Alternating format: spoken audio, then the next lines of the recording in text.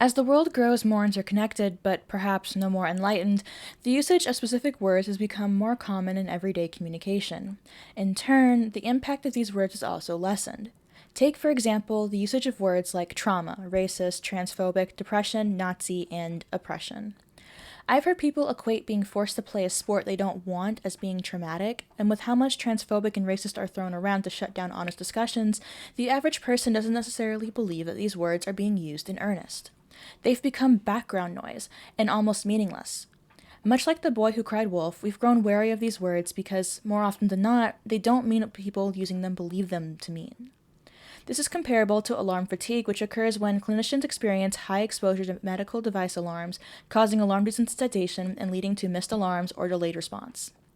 One might argue that language going less specific isn't as big of an issue as other battles, but if one can learn anything from the recent changes in law regarding single-sex spaces and women's safety, it's that language very much does matter. Germany's self-ID laws stem from the changes in language over the past 10 years regarding gender. By allowing women to be demoted, to be made into a subcategory in order to include trans women or trans-identified males, we allowed steps to be taken towards dismantling the public perception of sex and gender. If women are now cis women and trans women, then we can admit that one can change their gender and sex. By refusing to give a singular, non-circular definition for women, the doors were opened to allow for one gender change a year, as no one is allowed to define gender for anyone else. But a discussion on how the changing definition of the word woman has been harmful to women's safety is for a different video. If we are to pinpoint just one overused, near meaningless word as being the most insidious, I would argue for oppression. Oppression is defined as malicious or unjust treatment or exercise of power, often under the guise of governmental authority or cultural opprobrium.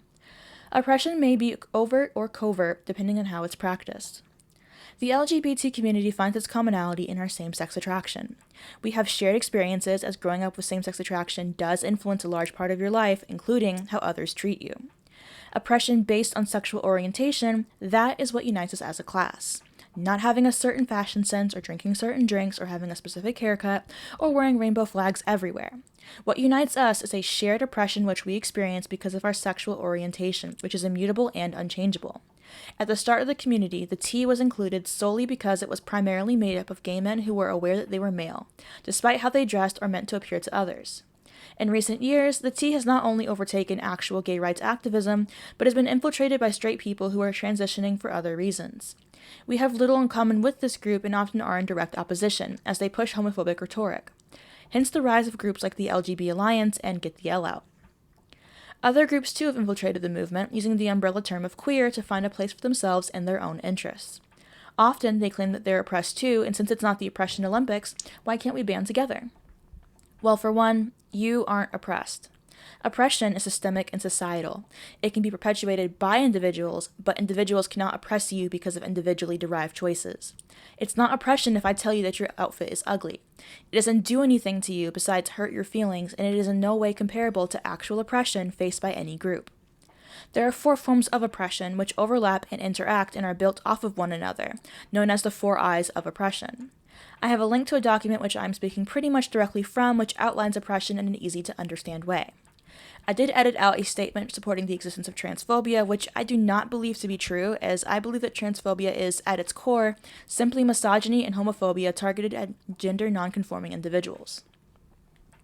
Ideological oppression refers to the core of any oppressive system, which says that one group is somehow better than another and in some measure has the right to control the other group. This idea gets elaborated in many ways. More intelligent, harder working, stronger, more capable, more noble, more deserving, more advanced, chosen, normal, superior, and so on. The dominant group holds this idea about itself. And of course, the opposite qualities are attributed to the other group. Stupid, lazy, weak, incompetent, worthless, less deserving, backward, abnormal, inferior, and so on. Institutional oppression is how this idea is embedded in the institutions of the society: the laws, the legal system, and the police practice, the education system in schools, hiring policies, public policies, housing development, media images, political power, etc. When a woman makes 2/3 of what a man makes in the same job, it is institutionalized sexism. When 1 out of every 4 African American young men is currently in jail, on parole, or on probation, it is institutionalized racism. When gay men and women are allowed to be discriminated against for housing or employment, it is institutionalized homophobia. Interpersonal oppression is what occurs once oppression is institutionalized and gives permission and reinforcement for individual members of the dominant group to personally disrespect or mistreat individuals in the oppressed group. Interpersonal racism is what white people do to people of color up close. The racist jokes, the stereotypes, the beatings and harassment, threats, etc. Similarly, interpersonal sexism is what men do to women. The sexual abuse and harassment, the violence directed at women, the belittling or ignoring of women's thinking, the sexist jokes, etc. Most women in the dominant group are not consciously oppressive. They have internalized the negative messages about other groups and consider their attitudes towards the other group quite normal. Internalized oppression occurs within the groups of people who suffer the most from the mistreatment when oppressed people internalize the ideology of inferiority. They see it reflected in institutions, they experience disrespect interpersonally from members of the dominant group, and they eventually come to internalize the negative messages about themselves. If we have been told we are stupid, worthless, abnormal, and have been treated as if we are all our lives, then it is not surprising that we will come to believe it. This makes us feel bad. Oppression always begins from outside the oppressed group. By the time it gets internalized, the external oppression need hardly be felt for the damage to be done. If people from the oppressed group feel bad about themselves and because of the nature of the system do not have power to direct those feelings back toward the dominant group without receiving more blows, then there are only two places to dump those feelings: on oneself and on the people in the same group. Thus, people in any target group have to struggle hard to keep themselves from feeling heavy feelings of powerlessness or despair.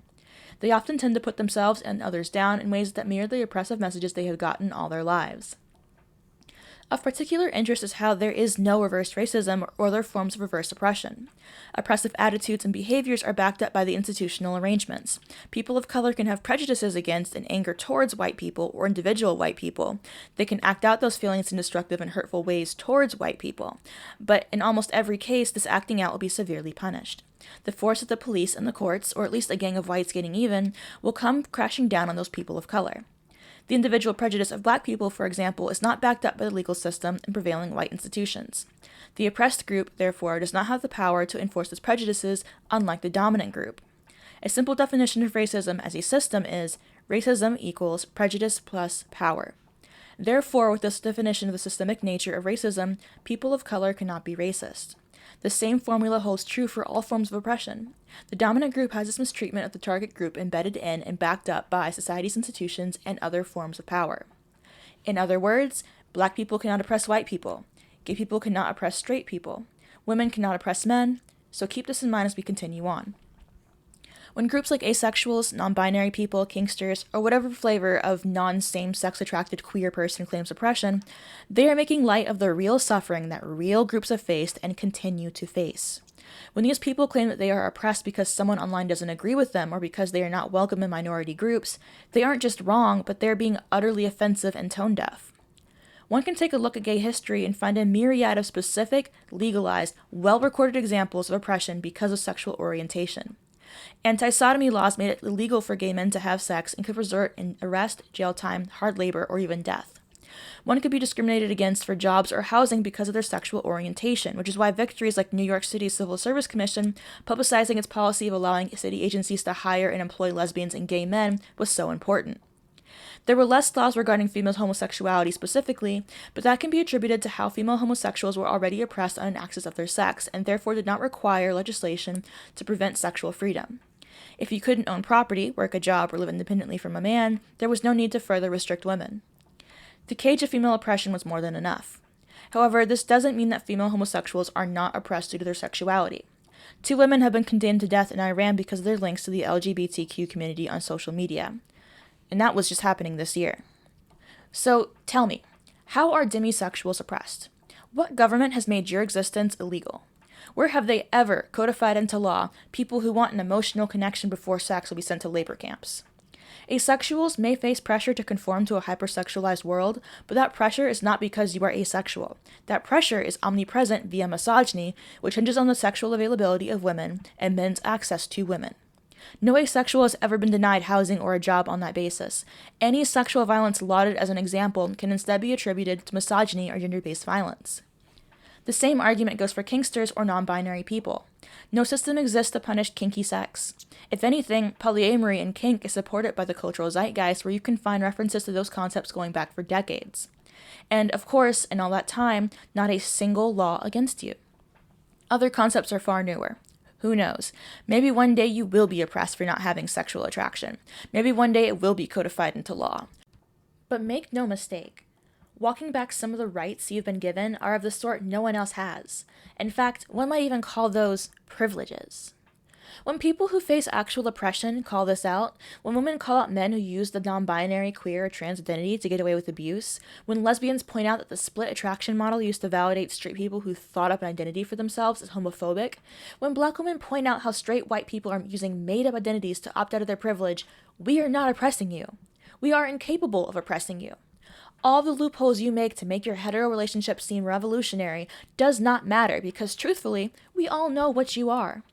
Oppression is an aesthetic and a personality choice for so many people. It's not surprising that you would go around manufacturing it for yourself. But your words are not fact. Buffing up your hurt feelings by making fancy-sounding new ways to phrase them doesn't change what you are. Stop equating people being mean to you as oppression. It makes light of true oppression. It dissenters the movements that were meant to support specific groups. And furthermore, you are actively aiding in the continual oppression of women, homosexuals, and other minority groups. On the way to eliminating institutional oppression, each oppressed group has to undo the internalized beliefs, attitudes, and behaviors that stem from the oppression so that it can build unity among people in its group, support its leaders, feel proud of its history, contributions, and potential, develop the strength to challenge patterns that hold the group back, and organize itself into an effective force for social change. And how are we to do that when we're being told to shut up and let the oppressor speak for us at every turn? Quite simply, that's a feature of the system, not a bug.